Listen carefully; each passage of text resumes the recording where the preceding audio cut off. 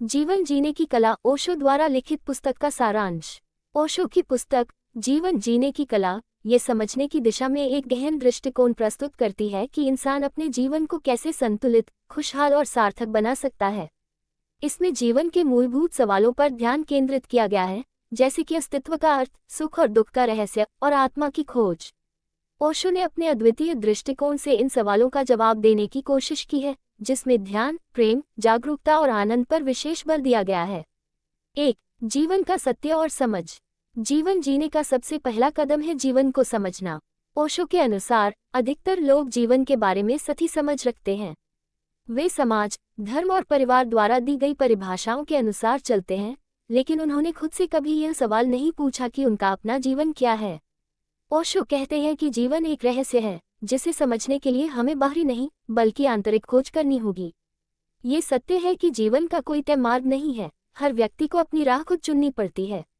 2. ध्यान, मेडिटेशन का महत्व।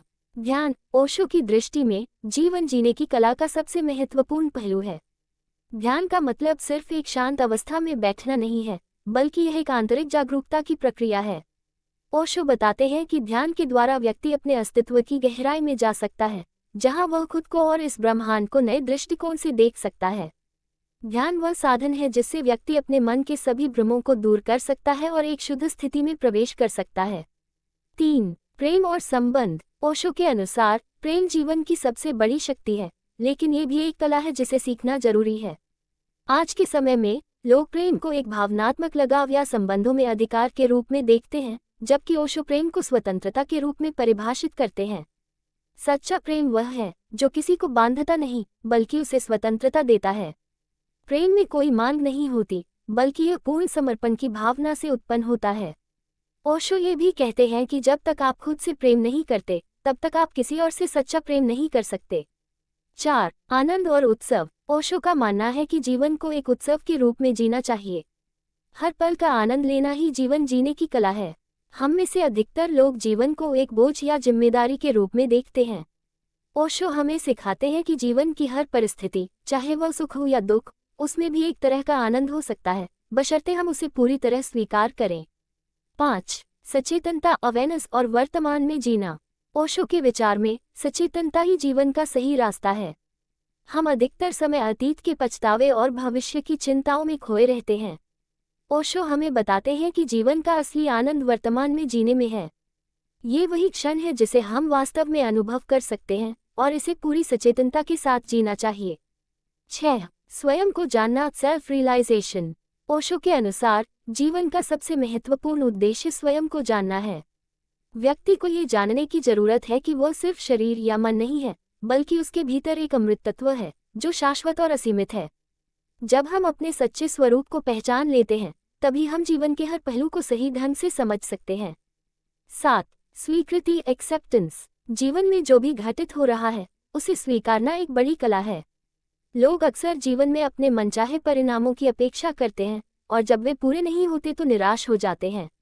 ओशो हमें सिखाते हैं कि जीवन में जो कुछ भी आता है, उसे प्रेमपूर्वक स्वीकार करना चाहिए, चाहे वह सुख हो या दुख। स्वीकृति से व्यक्ति एक गहरी शांति और संतुलन में प्रवेश करता है।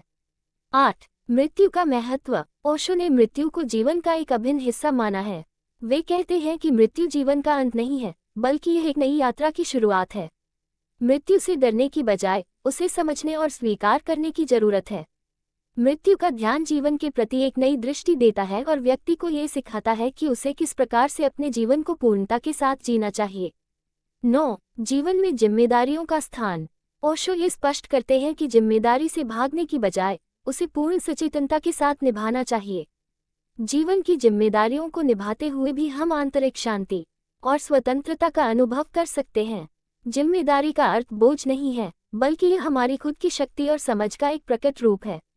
10. सफलता और असफलता। ओशो के अनुसार जीवन में सफलता और असफलता का कोई निश्चित मापदंड नहीं है। ये दोनों जीवन के अनुभव का हिस्सा हैं और हमें दोनों को समान रूप से स्वीकार करना चाहिए। व्यक्ति को इनसे डरने की जरूरत नहीं है, क्योंकि ये हमारी आंतरिक यात्रा का हिस्सा हैं। निष्कर्ष। ओशो की जीवन जीने की कला हमें ये सिखाती है कि जीवन का असली आनंद साधारण चीजों में नहीं, बल्कि गहरे आत्मज्ञान और समझ में है। ध्यान, प्रेम, सचेतनता, स्वीकृति और आंतरिक शांति ही वे उपकरण हैं जिनसे हम जीवन को सच्चे अर्थों में जी सकते हैं। ओशो के अनुसार जीवन का असली उद्देश्य खुद को जानना और हर पल को पूरी तरह से जीना है।